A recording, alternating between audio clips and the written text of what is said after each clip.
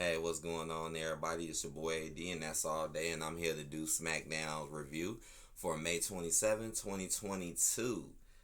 This episode has some funniness into it, I'll tell you that. It was some other stuff, but let's get through it. Let's get through it. So it started with this. Nakamura and Riddle came together to bring it all out chaos to undisputed WWE Tag Team Champions, the Usos, and issue a tag team title challenge. So they're still saying that Randy is injured, and Nakamura basically teams up with Matt Riddle, because it basically began, though, with the Usos, flexing that they got the belts because they won them last week. So they got to flex on SmackDown. And now here they go. Well, Riddle's with Shinsuke, even though they didn't have the match. The match is supposed to be next week. But, I mean, not really interested, right? It's like y'all just desperate, right? Because Shinsuke, he doesn't have his partner. And Riddle doesn't have his partner. So now y'all just put both of them on teams. And just have them go against the Usos. And they not going to win. I mean, maybe the slight possibility is no titles are on the line. But they're not going to beat them. This not even their real teams. So I'm not really that interested.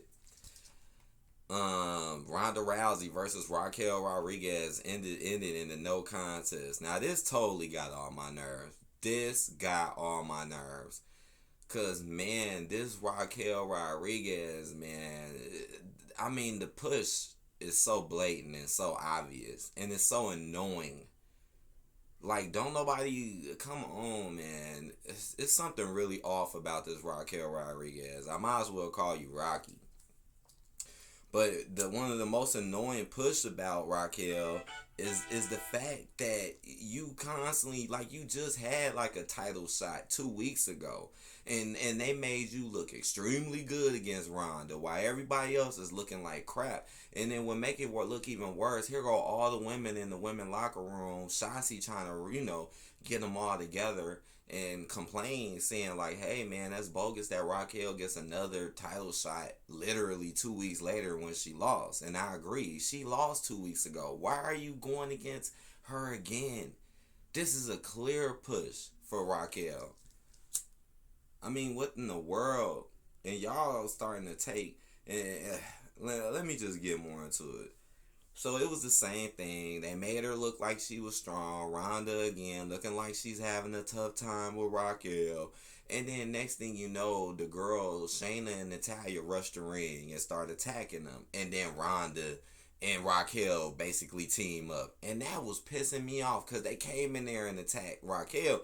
And then all of a sudden, I'm like, why is Ronda helping them? So again, clearly just pushing Raquel, man. This is what you call a major push for no reason. And it's clear as day, man.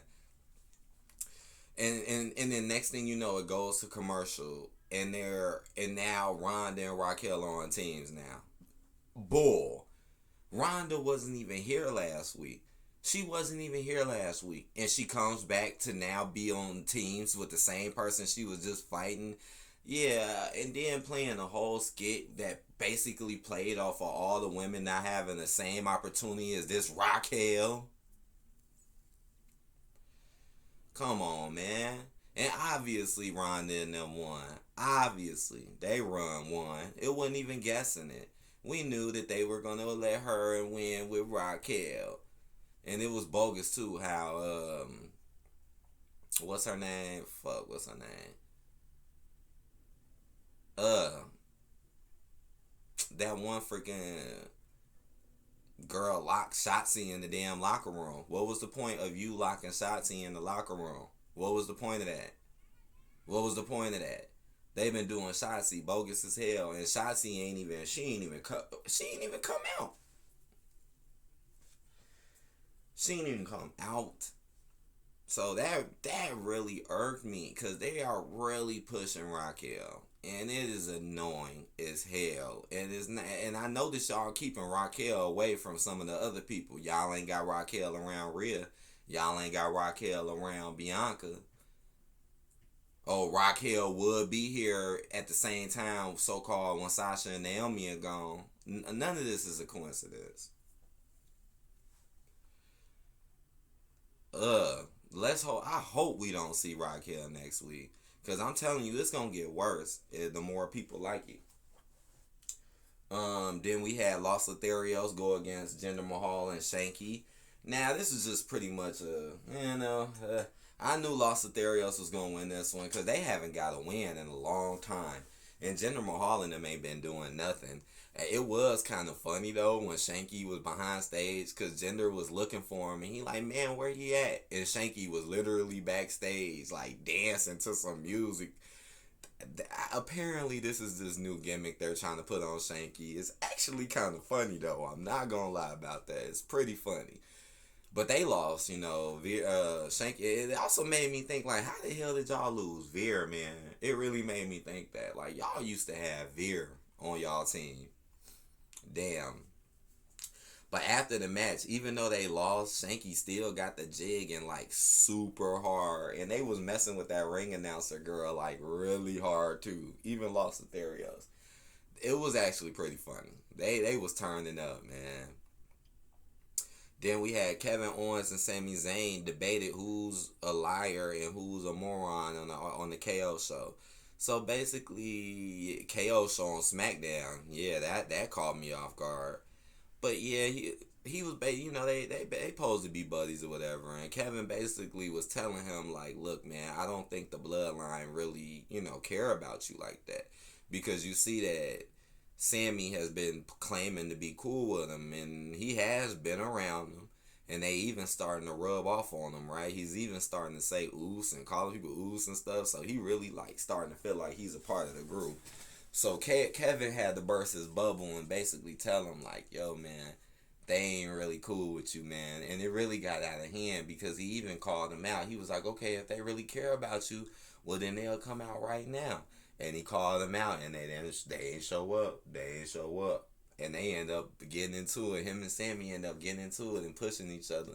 And then at first, Sami was like, oh, yeah, I think Elias is totally, clearly the same person. But then once he got mad, he hurried up and switched it and was like, no, they're two different people. It is a different Elias. So that was funny. And that's how it kind of ended. So now it might be a feud now between Kevin Owens and Sami Zayn. And later in that episode, too, it was a promo where Sami was talking to the Usos and basically like, hey, you guys, we're still cool. And the Usos was just kind of like playing it off like, yeah, you're cool, this and that. But if you ask me, it really don't seem like they're really that cool and that close to him. Like yeah, they're talking to him and this and that. So we will see where that goes. Oh, this was a surprise. Then we had Gunther and Ludwig Kaiser go against Ricochet and Drew Gulak. Man, now the reason why this was a surprise, now Ricochet finally jumped in to help Drew Gulak since Gunther been just beating him down, man, silly. But the surprise was this Ludwig Kaiser dude, man, because he's just been the announcer pretty much for Gunther the whole time, right? But who would have ever thought this dude could actually wrestle, and is actually in wonderful shape, too.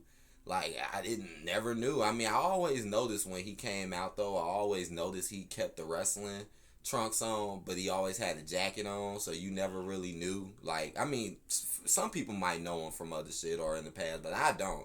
So I didn't really know, like, I thought it was all about Gunther, and now all of a sudden he's wrestling too and he's doing all types of stuff. So that was a surprise. Ricochet, he tried to help, man. He tried to help Gulak, but you already know they lost, man. Gulak, he don't do nothing but get beat up and lose, really. And again, Ricochet, he tried. But, I mean, Gunther didn't even do that much this match. He didn't. And they still won. So that was a surprise. Then we had the 3-on-3, right? That's how it ended. It ended with the 3-on-3 match. So New Day been saying that they was going to introduce a third guest and they weren't going to like it. So that was interesting too because it had me wondering like, man, who is it? We know it ain't going to be Big E. So we're like, who is going to be the third person? Who is going to be the third person? And it turns out to be Drew McIntyre. And I mean, dang, I couldn't guess it. I mean, we ain't seen Drew, so I guess it's kind of out there, but I did not guess it. And yeah, they all got on teams, man, and they were working pretty well with each other, going against Sheamus, Ridge Holland and Butch. It was a pretty good, interesting main event. I liked it. I enjoyed it. And New Day and Drew McIntyre won. And at the end, they all got the dancing and jigging. So this was a crazy night. Like, I ain't gonna lie, when it comes to like the funniness and the dancing and this was just one of those nights for some odd reason. I mean, they even had Drew McIntyre dancing, yo. This was wild. I want to give this episode a 4 out of 5. I want to, but I'm going to give it a 3 out of 5 because of that whole Raquel stuff. Like, oh man, that is annoying. And you could tell that's going to be like the main focus because Charlotte has not been here. Charlotte is gone. So, 3.5, man. But it's definitely an episode worth checking out. So I hope y'all enjoyed this review. Hit that like button, comment, subscribe if you haven't, and I'll see you guys later. Peace.